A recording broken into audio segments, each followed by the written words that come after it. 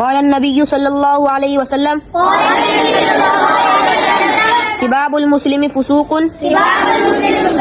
وقتالہ کفر. حضور علیہ السلام نے فرمایا مسلمان کو گالی دینا شریعت کے خلاف ہے اور اس سے لڑائی کرنا اسلام سے انکار کرنا ہے. اس حدیث سے معلوم ہوتا ہے کہ مسلمانوں کو اپنے اخلاق اور عادات درست کرنے کی کوشش کرنی چاہیے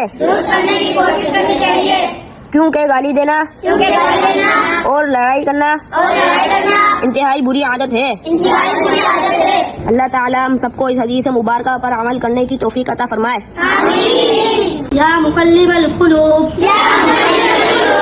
ثبت قلوبنا على دينك آمين یا رب العالمین.